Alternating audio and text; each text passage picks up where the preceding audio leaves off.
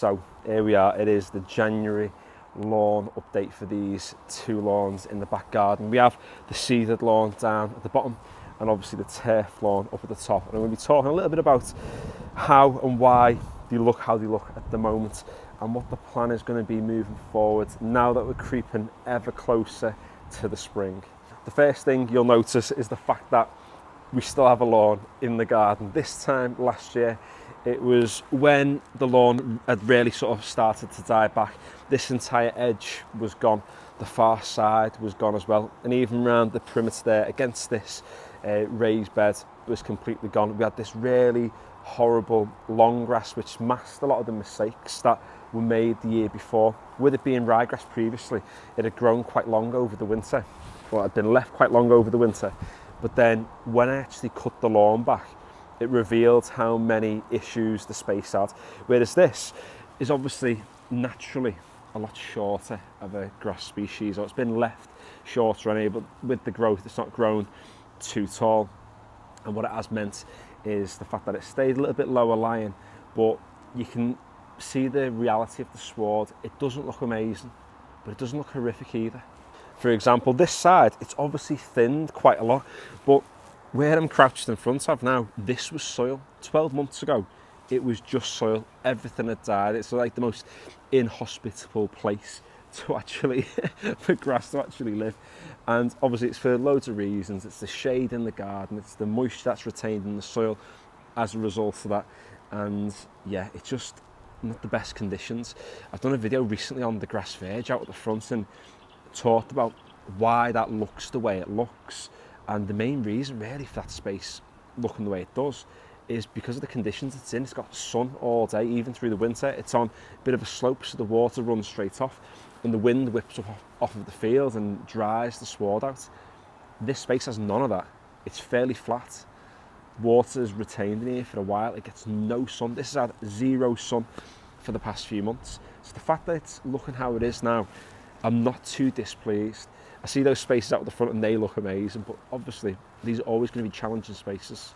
When I was given the advice last year to go with a bent fescue sward instead of a ryegrass sward, one of the main selling factors was the fact that these grass varieties are native to the UK and are used to surviving in these kinds of conditions. Ryegrass is a fairly new grass, something that's obviously used on sports pitches. A lot of homes are, come with ryegrass now, new build homes that is, and obviously it looks really nice. It grows quite long, you get a nice stripe on it. It goes a really dark green colour and that's great, and it thrives in certain environments, but there are environments where it doesn't thrive.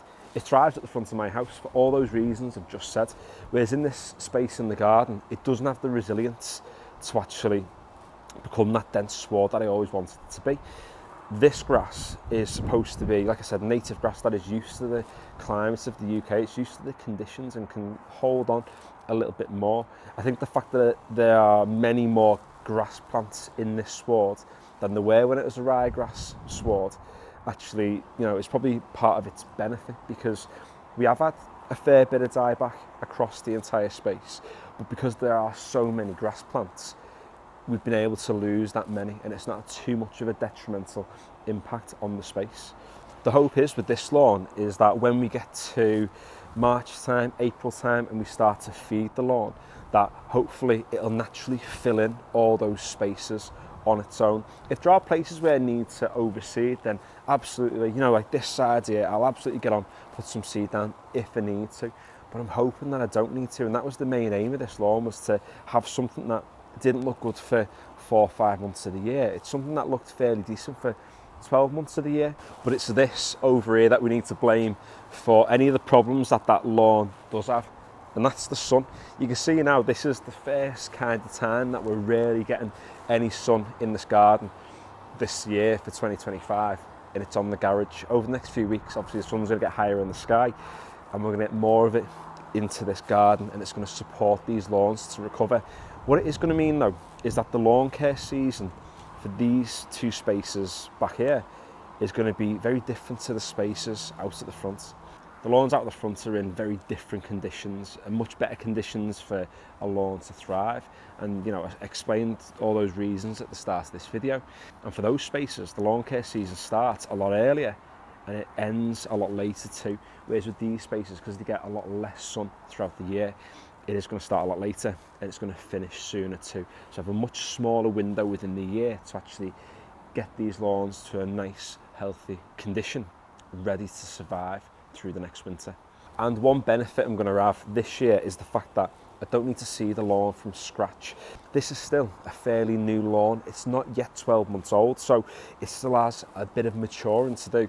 And over the next couple of years, it's going to mature even more. Those rhizomes and stolons are going to do the thing. They're going to spread the grass plants around, make a much denser sward, which means year on year, fingers crossed, if it continues to do the right things to this space, keep on top of it with cutting it, adding the right nutrients, feeding the soil, then it's going to mean for the long-term aim and goal of this space, we're going to have a fairly decent lawn. And that leads us on to this cool cat over here. It's a lawn. You know, some people wouldn't class it as a lawn at this stage because it has thinned out a fair bit, but it still exists as grass to an extent. If I think about the slope lawn out at the front, which is looking absolutely amazing at this time of year, that's on a slope. Water can run off out the soil. This is flat. There's all edges. The water can only go down and sit and rot the roots in the space. That's in the sun all day. This gets no sun. A lot of wind dries that sward out.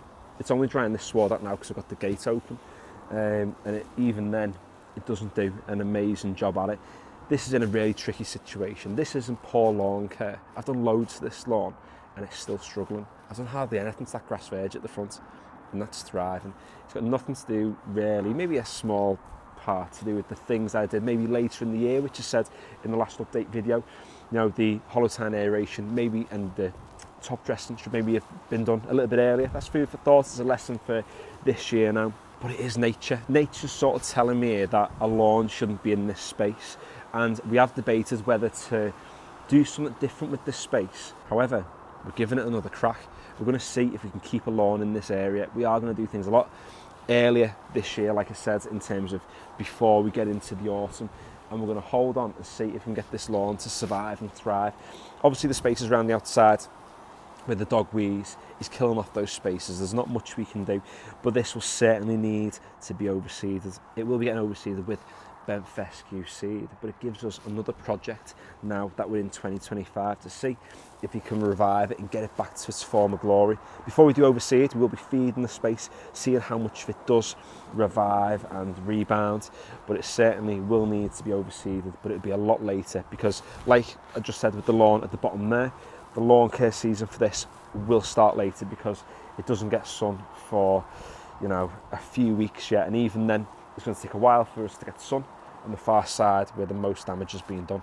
But despite its problems, it is still a lawn, it is still surviving, and compared to last year, it does look a lot better. I mean, the fact that the grass is still fairly short, like I said at the bottom there, you can see the true reflection of the real lawn. When it was ryegrass last year, it was really tall. Once I'd cut that ryegrass down to probably a little bit taller than what this is now, it really showed the imperfections and showed me how weak the grass was at that time. Another issue we've got with this space, not really with that one, but more this one at the bottom, is the fact that we do have a little bit of weed grass knocking about. And weed grass, it is, you know, a plant that takes the opportunity whenever it's being given one. Where some of the sward has died back, those weedgrass plants have really tried to take hold. Once we start feeding the space, once this lawn starts thickening up again, hopefully the native grasses that we've planted in can fight back against a lot of those weedgrasses, try and crowd them out and get this lawn looking back to the way it was last spring and last summer.